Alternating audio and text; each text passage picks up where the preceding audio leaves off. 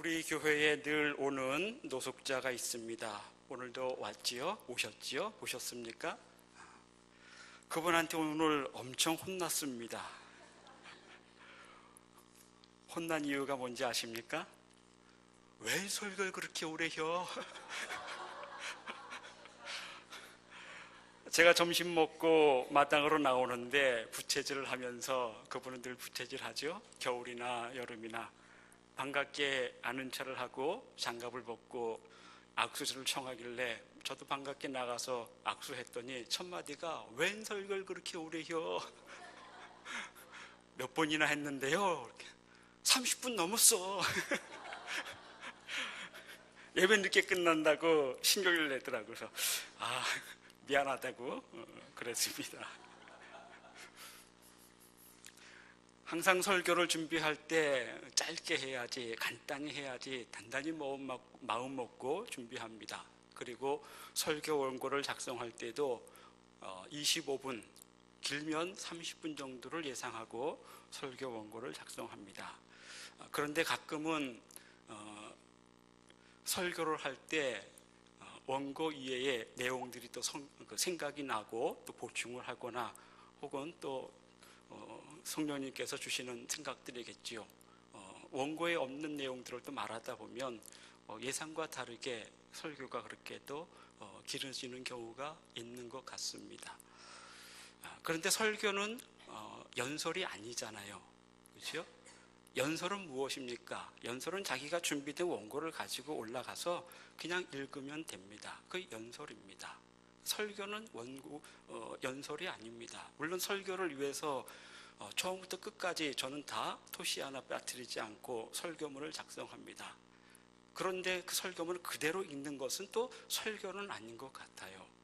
그대로 읽으면 물론 그것도 설교이지만 저는 설교를 하다 보면 원고에 충실해서 설교를 하지만 또 설교를 하다 보면 또 뺄 건 빼고 또 없는 것도 넣게 되고 하는 경우가 종종 있는데 오늘은 없는 것이 특히 2부 예배 시간은 설교가 많이 길어져서 혼났습니다. 한번 혼나고 나니까 설교하기가 겁납니다. 오늘도 사실은 소위 말하는 세탕을 띠는 설교라서 간단히 해야지, 핵심만 짚어야지 단단히 마음 먹고 올라왔습니다. 어떻게 성령님께서 인도하실지는 모르겠습니다. 그냥 맡길 뿐입니다. 저는 준비된 대로 성령께 위탁하고 말씀을 증거하겠습니다. 혹시 일찍 끝나면 감사한 거고 조금 늦더라도 양해해 주시기 바랍니다. 하나님께서 하시는 일이라고 믿고 오늘은 찬양대원 헌신예배입니다. 먼저 헌신예배를 주관하는 우리 찬양대 그리고 또 호산나 시온 찬양대원 여러분 한 분 한 분에게 우리 주님의 충만하신 은혜와 사랑이 늘 함께 하시기를 축원합니다. 그리고 더불어서 주님 오실 때까지 성실함과 그리고 열정으로 사명을 감당하면서 신실한 예배자가 되시기를 부탁드립니다. 찬양대는 예배를 돕는 자가 아닙니다. 예배를 돕는 자라고 생각하시면 크게 잘못된 생각입니다. 성공적으로나 신학적으로 맞지 않습니다. 찬양대는 예배를 돕는 자가 아닙니다. 물론 예배를 구경하는 자도 더더구나 아니고 앞에 나와서 찬양을 발표하거나 연주하는 사람은 더더욱 아닙니다. 그럼 찬양대원은 누구입니까? 찬양대원은 예배자입니다. 예배자. 누구보다도 더 신실한 예배자가 되셔야 됩니다. 하나님은 우리의 찬양만 받으시는 것이 아니라 하나님은 예배자를 받으시는 분이기 때문에 그렇습니다. 예수님께서 요한복음 4장 23절에서 이렇게 말씀하신 내용을 우리가 잘 알고 있지 않습니까? 아버지께 참되게 예배하는 자들은 영과 진리로 예배할 때가 오나니 곧 이때라. 아버지께서는 자기에게 이렇게 예배하는 자들을 찾으시느니라. 하나님은 예배를 찾는 것이 아니고 예배를 받는 것이 아니고 예배자를 찾으시고 또한 예배자를 받으십니다. 예배만 받는 것이 아니에요. 예배자를 받으십니다. 예배가 없어서, 예배하는 자가 없어서 하나님께서 예배자를 찾으시는 겁니까? 없어서 찾는 것이 아닙니다. 많습니다. 예배도 많고 예배 드리는 사람도 많지만, 그러나 이렇게 예배하는 자가 없어서 이렇게 예배하는 자를 찾으시는 겁니다. 왜 우리는 해마다 반복해서 똑같은 형식의 헌신 예배를 드리고, 그리고 비슷한 내용의 헌신 예배의 그 설교를 듣는가? 전에 원로 목사님 계실 때부터 늘 고민 중에 하나가, 과연 올해도 이렇게 헌신 예배를 드려야 되는가? 그리고 해마다 헌신 예배를 드릴 때 헌신 예배를 주관하고 또 헌신 예배를 드리는 기관과 또 담당하시는 분들의 마음을 보면 그렇게 헌신 예배를 드리는 것을 좋아하지 않는 느낌을 많이 받기 때문에 원로 목사님이 계실 때도 과연 헌신 예배를 드려야 되는가에 대해서 많이 고민하셨습니다. 여러분들은 어떻게 생각하십니까? 그래서 나오는 것이 줄여서 지금 7번 우리가 헌신 예배를 드립니다. 이마저도 어쩌면 또 헌신 예배 드리는 것이 헌신 예배 무용론이 계속해서 제기되고 있기 때문에 내년엔 또 이렇게 7번에 걸쳐서 헌신 예배를 드릴 수 있을지는 모르겠습니다.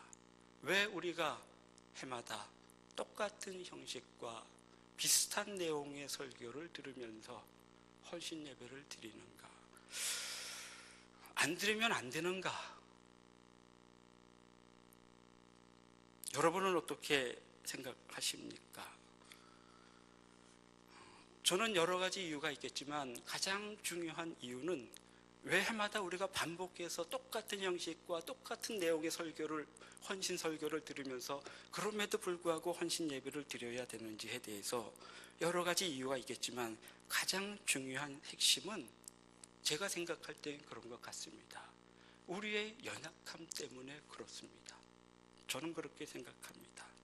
우리의 연약함 때문에. 어떤 연약함입니까? 인간은 시간이 지나가면 우리의 겉사람은 다 어떻게 된다고 그러지요? 낡아진다고.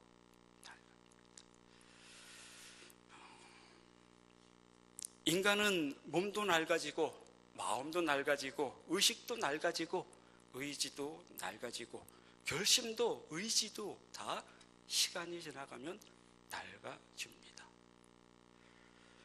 낡아진다고 하는 것은 변한다라고 하는 뜻입니다. 그런데 변하는데 좋은 의미로, 긍정적인 의미로 변하는 게 아니라 부패하다라고 하는 뜻입니다. 사도 바울은 고린도후서 4장 16절에서 이렇게 증언하지요.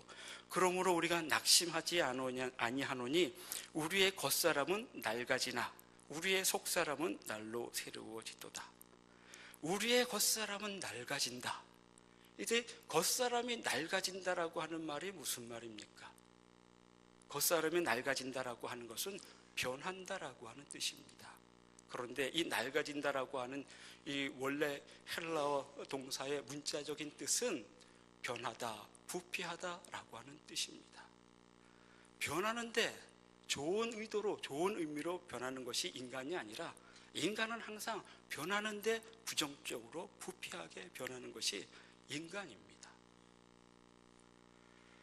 인간은 시간 속에서 시간과 함께 존재하기 때문에 시간의 흐름과 함께 필연적으로 낡아지게 되어 있고 변하게 되어 있고 그것도 부정적으로 변하게 되어 있는 것이 인간입니다. 들이지 않으면 새로워지지 않습니다. 더 낡아지고 더 부패될 뿐입니다. 편할 수는 있겠지요. 그러나 편하는 것이 우리가 원하고 하나님께서 원하시는 것이 아니지 않습니까? 그 시간과 함께 변화되고 부패되어져 가는 과정 속에서 변하지 않으려고 몸부림치고 변하지 않으려고 우리의 순수한 믿음과 헌신과 열정과 하나님에 대한 사랑을 지키려고 그럼에도 불구하고 헌신 예배를 드리는 것으로 저는 생각합니다. 우리의 겉사람은 결코 새로워지지 않습니다. 왜 그렇죠? 우리의 속사람은, 우리의 마음은 부패되었기 때문에 그렇습니다. 그래서 예레미야 선지자는 예레미야 17장 9절에서 인간의 본래 실상을 이렇게 증언하고 있지 않습니까? 만물보다 거짓되고 심히 부패한 것은 마음이라 누가 능히 이를 알리오마는. 심히 거짓되고 심히 부패한 것이 무엇입니까? 인간의 마음, 인간의 타락한 본성입니다. 우리의 본성은 항상 하나님에 대하여 거스르려고 하는 그 본성입니다. 그렇기 때문에 시간과 함께 변화되고 부패져가는 그 상황 속에서 시간이 지나가면 우리의 헌신도, 우리의 열정도, 우리의 사랑도 다 변합니다. 오늘 헌신 예배 드려서 혹시 또 1년 동안 잘해야지 하지만 한 달 지나고 날이 좀 따뜻해지고 그러면 또 흐지부지 됩니다. 그렇죠? 그게 우리의 본래의 모습입니다. 그마저도 우리가 이렇게 똑같은 형식과 비슷한 내용과 비슷한 설교를 그럼에도 불구하고 들으면서 헌신 예배를 드리는 이유가 무엇입니까? 그 시간의 흐름 속에서 부패되지 않으려고 몸부림치는 거 아닙니까? 그러한 고민 때문에 원령 목사님 계실 때도 이러한 것들 때문에 그래도 지켜야 되지 않느냐, 그래도 드려야 되지 않느냐, 그래서 드리고 있는 것입니다. 앞으로는 어떻겠습니까? 앞으로도 저는 드렸으면 좋겠습니다. 우리의 부패한 속성은 결코 우리를 하나님 앞에 지금보다 더 시간이 흐른다고 해서 더 헌신되게 만들지 않습니다.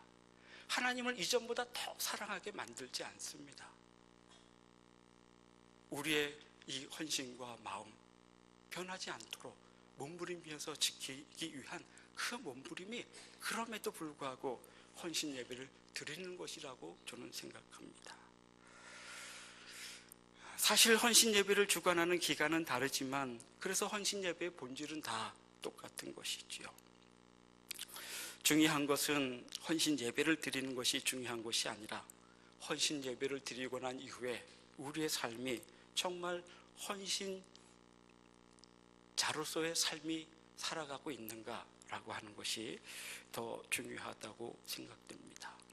그런데 무엇이 우리로 하여금 끊임없이 하나님을 향하여 열심을 내고 하나님을 향하여 헌신을 하게 하고 하나님을 더 사랑하게 하는 그 원동력이 무엇일까? 사실 그게 없으면 신앙생활을 하기 참 힘듭니다. 그게 없으면 봉사하는 거 힘듭니다. 헌신하는 거는 뭐 꿈도 못 꾸지요. 무엇이 우리로 하여금 하나님을 사랑하게 하고 무엇이 우리로 하여금 봉사하게 하고 무엇이 우리로 하여금 하나님을 향하여 헌신을 하게 하는가? 그 무엇이 무엇인가? 그 동력이 어디에 있을까?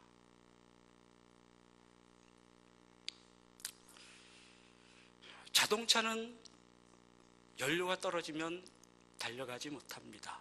그렇죠? 우리가 쓰는 편리한 전자기기들 모든 것들 다 에너지가 공급되지 않으면 전기가 공급되지 않으면 다 무용지물입니다. 아무 쓸데 없습니다. 거기에 계속 전원이 공급되고 그리고 계속 기름을 보충해 주니까 자동차도 운행하는 것이고 우리의 모든 편리한 이 문명의 기기들도 사용하고 있습니다. 우리가 살아가는 것도 식물이 살아가는 것도 이 땅에 존재하는 모든 생명이 살아가는 것도 끊임없이 에너지를 공급받기 때문에 그 힘으로 살아가는 거죠. 밥은 먹고 사는 사람 있습니까? 밥은 우리의 생명이지요. 밥을 통해서 우리는 에너지를 공급받습니다. 육체의 힘을 공급받습니다. 식물도 마찬가지죠. 모든 동물도 마찬가지입니다. 다 먹어야 됩니다. 먹는 이유가 무엇입니까? 그것을 통해서 에너지를 공급받고 그 힘으로 살아가기 때문에 그렇습니다. 하나님을 섬기는 것도 마찬가지입니다. 헌신도 마찬가지입니다. 저절로 헌신되지 않습니다. 결심한다고 내 의지를 굳게 붙잡는다고 그 헌신이 지속되지 않습니다. 그것보다 좀 더 본질적인 것, 그것이 우리 안에 공급되어져야만 우리는 하나님을 사랑할 수 있게 되고 봉사도 하게 되고 헌신자의 삶을 살아가게 됩니다. 그게 무엇일까요?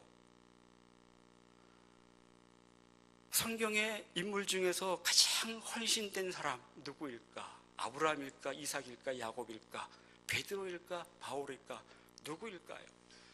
수많은 하나님의 사람들이 있는데 저는 제가 생각할 땐 그 수많은 하나님의 사람들 중에서, 그 인물들 중에서 가장 헌신된 사람, 그의 삶을 평생 헌신적으로 살았던 사람을 꼽으라고 하면 저는 사도 바울을 꼽고 싶습니다. 사도 바울만큼 일평생 하나님 앞에서 한결같이 변함없이 헌신된 삶을 산 사람이 없습니다. 수많은 고난과 생명의 위험에도 불구하고 그는 꿋꿋하게 헌신된 삶을 살았습니다. 무엇이 그로 하여금 일평생 그렇게 생명의 위협을 받으면서 온갖 핍박과 온갖 박해를 받으면서 굽히지 않고 그렇게 헌신된 삶을 살 수 있게 되었을까? 사도 바울은 그 사실을 이렇게 고린도전서 15장 10절에서 고백하고 있습니다. 그러나 내가 나된 것은 하나님의 은혜로 된 것이니 내게 주신 그의 은혜가 헛되지 아니하여 내가 모든 사도보다 더 많이 수고하였으나 내가 한 것이 아니요 오직 나와 함께 하신 하나님의 은혜로다. 무엇이 사도 바울로 하여금 일평생 그렇게 변함없이 한결같이 헌신된 삶을 살게 했는가? 사도 바울은 고백합니다. 자신의 열심이 아니라고, 자신의 의지가 아니라고. 무엇이라고요? 하나님의 은혜라고. 하나님의 은혜라고 하는 것은 그가 하나님의 은혜에 대하여 깊이 깨달았기 때문에 그것이 하나님의 은혜라고 하는 겁니다. 은혜를 받았다라고 하는 게 아니고요, 하나님이 자신을 얼마나 사랑하시는지 그 하나님의 그 은혜를 사도 바울은 정말로 깊이 깨달은 겁니다.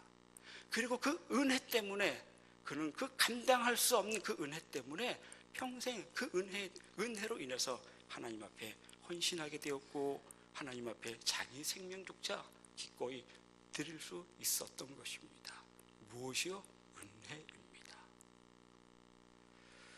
기독교는 은혜의 종교입니다.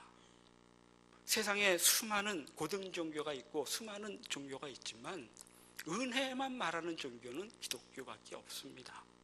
모든 종교는 다 사랑을 말합니다. 사랑이 없는 종교는 없습니다. 모든 종교는 다 기본적으로 사랑이 있습니다. 모든 종교는 다 구원도 있습니다. 모든 종교는 다 내세도 있고 천국도 있습니다. 그런데 그들에게 없는 것이 있습니다. 그것이 무엇입니까? 은혜라고 하는 거예요. 은혜. 하나님은 은혜의 하나님이시고 하나님은 우리에게 은혜 베풀어 주시기를 원하시는 하나님이시고 그리고 그 은혜를 날마다 풍성하게 내려주시는 하나님이십니다. 세상의 그 어떤 종교에서 세상의 그 어떤 신이 값없이 은혜를 베풀어주는 신이 있습니까? 없습니다.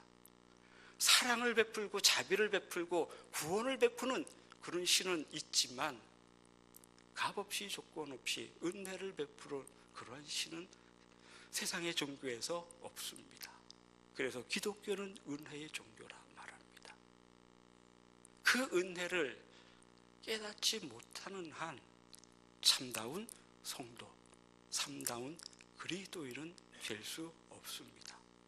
종교인이 될 수는 있을지 모르지만 하나님의 그 크신 사랑과 그 은혜의 그 깊이를 알지 못하고 체험하지 못하고 그것을 깨닫지 못한다고 하면 우리는 하나님을 사랑할 수도 없고 또한 우리의 헌신과 우리의 열심과 우리의 봉사가 한결같이 지속되지 않습니다. 사도 바울로 하여금 평생 그렇게 헌신하게 하게 한 그 동력, 그것은 은혜였습니다. 우리 모두 다 은혜 받기를 원하지 않습니까? 그 하나님의 은혜를 우리가 어떻게 깨닫고 그 하나님의 은혜를 우리가 어떻게 받을 수 있을까? 은혜 받기를 원하시고 그 은혜를 알기를 원하십니까? 하나님은 하나님의 그 크신 은혜를 우리에게 십자가를 통해서 계시해 주셨고 보여주셨고 확증시켜 주셨습니다. 하나님의 은혜를 깨닫기 원한다라고 하면 그리스도의 십자가를 깊이 묵상하십시오. 그것만이 하나님의 은혜를 깨닫고 그 은혜 안에 거하는 유일한 길입니다. 그 은혜를 깨달을 때, 그 은혜가 우리 안에 충만하게 될 때 우리는 그 어떤 고난의 자리라도 주님과 함께 갈 수 있는 것이고, 또한 변함없이 한결같이 주님께 열심과 사랑과 헌신의 삶을 살 수 있게 됩니다. 그 은혜를 깨달은 자만이 진정으로 참된 예배자가 되는 것입니다. 오늘 본문은 대단히 중요한 내용입니다. 중요한 이유는 인간이 하나님께 드린 첫 번째 제사이고, 그리고 하나님께서 받으시는 제사와 받지 않는 제사가 있음을 보여주는 첫 번째 사례이기 때문에 그렇습니다. 하나님은 모든 제사를 다 받으시는 분이 아닌 것을 아벨과 가인의 제사를 통해서 우리에게 보여주셨습니다. 모든 예배를 다 받으시는 것도 아니라고 하는 사실을 오늘 본문 속에 등장하는 가인과 아벨의 제사를 통해서 우리에게 가르쳐 주십니다. 아담과 하와는 에덴 동산에서 제사 드릴 필요가 없었습니다. 아담과 하와가 하나님께 창조를 받고 에덴 동산에서 살 때는 아담과 하와는 제사 드리지 않았습니다. 왜 제사를 안 드렸죠? 왜 제사 드릴 필요가 없었죠? 그곳에서 그는 하나님과 직접 대면하고 하나님과 직접 교제할 수 있었기 때문입니다. 죄가 없었던 것이죠. 제사는 죄를 범한 인간이 거룩하신 하나님 앞에 나올 수 있도록 허락하신 하나님의 은혜의 방편입니다. 에덴 동산에서는 죄가 없었기 때문에 제사가 없었지만 아담과 하와가 죄를 지음으로 말미암아 범죄함으로 말미암아 에덴 동산에서 추방이 되고, 그래서 하나님 앞에 나가기 위해서는 이제 더 이상 직접 대면할 수도 없고 나갈 수도 없습니다. 왜요? 죄인이기 때문에. 죄인이 어떻게 거룩하신 하나님 앞에 나갈 수 있겠습니까? 그래서 하나님께서는 제사라고 하는 이 은혜의 방편을 통해서, 제사를 통해서 하나님께 나오도록 하셨습니다. 죄인에게 제사가 필요한 것입니다. 에덴 동산에서는 제사가 더 이상 필요 없죠. 천국에서는 예배가 필요합니까? 천국에서는 그 삶 자체가 하나님과 함께하는 곳이기 때문에 더 이상 믿음도 필요 없습니다. 오늘 본문 속의 내용은 잘 알고 있는 내용입니다. 이대로 가다가는 또 지체될 것 같아서 시간을 보면서 핵심만 말씀드리겠습니다. 가인의 제사는 받으셨고 아벨의 제사는 받지 않으셨습니다. 이 가인과 아벨의 제사가 중요한 이유가 무엇입니까? 이것은 우리에게 본보기 있기 때문에 그렇습니다. 하나의 샘플입니다. 본입니다. 무슨 본입니까? 하나님이 받으시는 예배가 있고 받지 않는 예배가 있다라고 하는 것을 보여줍니다. 어떤 예배를 받으시고 어떤 예배는 받지 않는가? 그 샘플을 이 가인과 아벨의 제사를 통해서 우리에게 가르쳐 주십니다. 하나의 선례이지요. 가인의 제사를 받지 않는 이유가 무엇일까? 정성이 없어서 그럴까?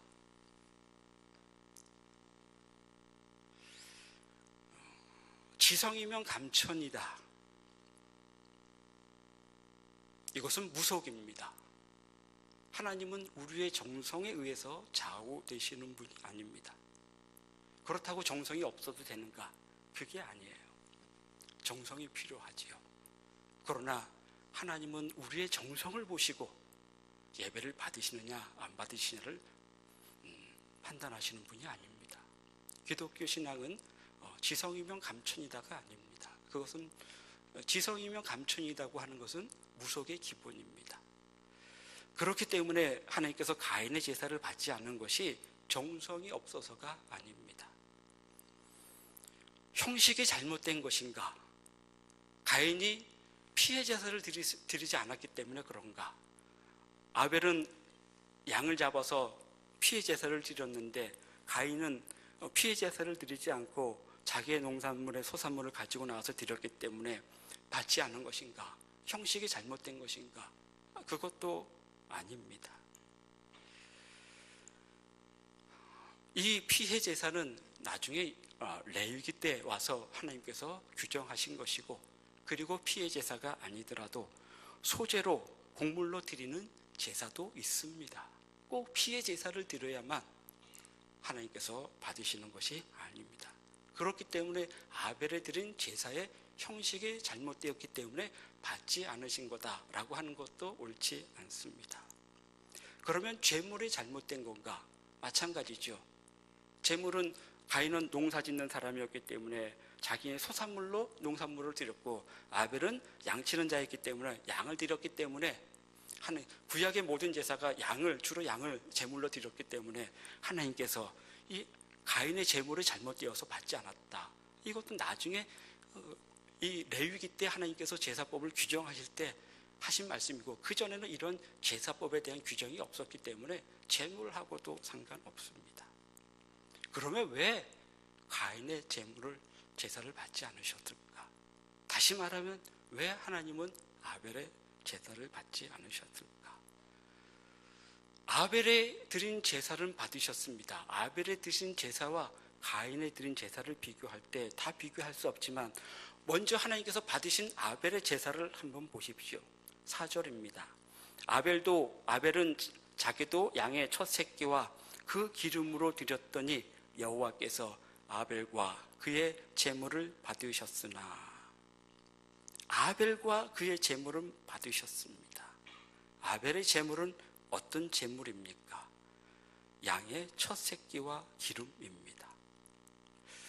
그런데 가인의 제물은 받지 않으셨습니다. 3절입니다. 세월이 지난 후에 가인은 땅의 소산으로 제물을 삼아 여호와께 드렸고, 결국은 안 받으셨죠. 아벨의 제물과 가인의 제물의 차이점이 무엇입니까? 무슨 차이가 있는 거죠? 양과 농산물의 차이 때문에 안 받은 것이 아니다고 말씀드렸습니다. 제물의 차이가 있는 것이 아니다. 그러면 무엇의 차이가 있는 것입니까? 제물의 차이가 있는 것이 아니라 가인은 땅의 소산으로 제물을 삼아 드렸고, 아벨은 양의 첫 새끼와 그의 기름으로 드렸다. 무슨 차이입니까? 아벨은 첫 새끼입니다. 첫 소산입니다. 그런데 가인에게는 첫 소산물이라고 하는 말이 없습니다. 무슨 차이입니까? 전에 제가 한번 송구영신 예배 때인가요? 처음 것을 드리는 것이 대단히 중요하다. 신학적으로 성경적으로 말씀드렸습니다. 처음 것을 드린다라고 하는 것이 세 가지 의미를 말씀드렸습니다. 처음 것을 드린다라고 하는 것은 모든 것을 드린다라고 하는 고백입니다. 처음 것을 드린다라고 하는 것은 이것이 다 하나님께로부터 온 것이라고 하는 하나님의 주권을 고백하는 행위입니다. 처음 것을 드린다라고 하는 것은 가장 좋은 것을 드린다라고 하는 의미입니다. 그러한 의미로 아벨은 양의 첫 새끼를 드렸습니다. 만약에 가인이 아벨처럼 이러한 믿음이 있었다라고 하면 그의 첫 소산물을 드렸을 것입니다. 그러나 아벨은 그런 믿음이 없었습니다. 그리고 또 한 가지 중요한 것이 있습니다. 아벨과 그의 제물을 받으셨으나 가인과 그의 제물은 받지 않으셨습니다. 재물의 차이도 있지만 무엇의 차이가 있는 것입니까? 삶이 차이가 나는 거예요. 삶.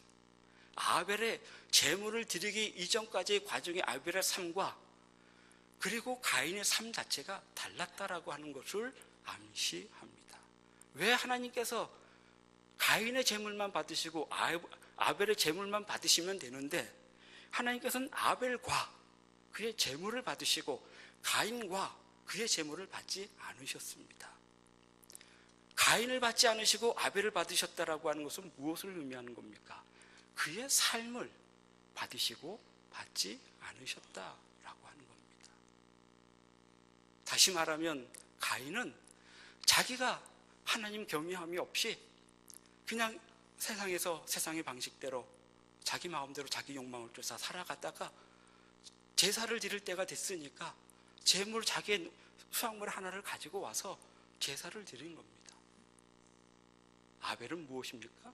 그의 삶이 하나님 보시기에 그렇죠? 하나님과 동행하면서 신실한 삶이었고 그리고 하나님께 제사를 드릴 때에도 하나님께서 주신 모든 것들이 다 하나님께로부터 왔음을 고백하고 가장 좋은 것을 구별해서 이 모든 것들이 내가 수고하고 땀 흘려서 증식된 얻은 양의 새끼이지만 내 것이 아니라 하나님의 것입니다라고 하는 그 고백을 첫 새끼를 드림으로써 하나님께 고백한 것입니다. 그래서 하나님께서는 아벨의 삶을 받으시고 아벨의 예물을 아벨의 제사를 받으신 겁니다. 예배와 삶과 제물은 결코 분리될 수 없습니다. 오늘 보십시오. 제물과 제사와 제주, 제사를 드리는 사람, 이 세 가지가 결코 다 분리되지 않습니다. 일치될 때 하나님은 받으십니다. 아벨의 제사를 받으신 이유가 거기에 있습니다. 아벨의 삶을 볼 때, 아벨에 드리는 그 제사를 볼 때, 그리고 아벨에 드리는 그 제물을 볼 때, 이게 다 마치 삼위일체처럼 하나가 된 것입니다. 하나님은 삼위일체 하나님이십니다. 우리가 하나님이 받으시는 예배, 하나님이 원하시는 예배자가 되기 위해서는 우리의 삶도 예배자로서의 삶을 사셔야 되고 하나님 앞에 드리는 예배도 하나님 받으시는 예배가 되어야 되고 예배 드리는 우리 자신도 하나님이 찾으시는 예배자가 되어야 됩니다.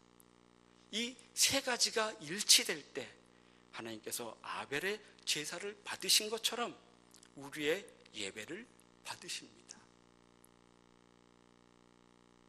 그렇기 때문에 우리는 예배를 마치고 세상 속에 나가서 살아가는 삶이 곧 예배가 되어야 하는 것입니다.